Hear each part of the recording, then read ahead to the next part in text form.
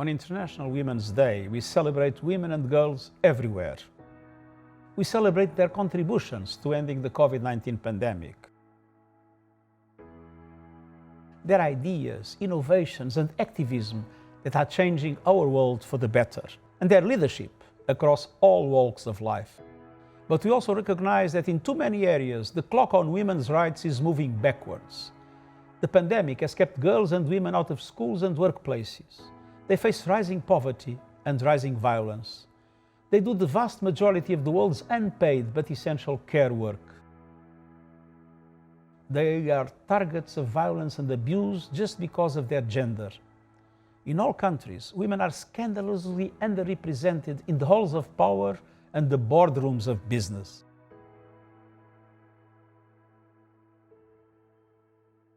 And as this year theme reminds us, they bear the brunt of climate change and environmental degradation.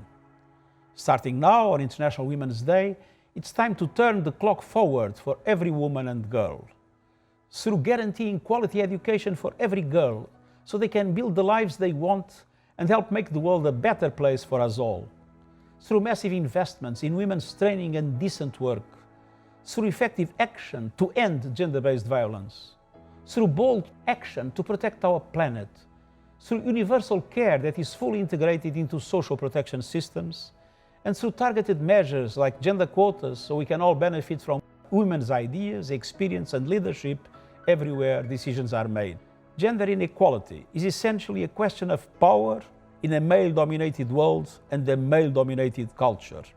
And power relations must be reversed. So, at United Nations, we have achieved gender parity in senior management at headquarters and around the world. Improving our work and better representing the communities we serve. Today, human rights that are coming from individuals.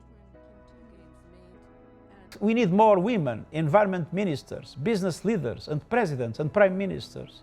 They can push countries to address the climate crisis, develop green jobs, and build a more just and sustainable world.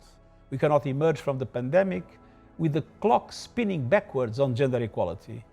We need to turn the clock forward on women's rights. The time is now.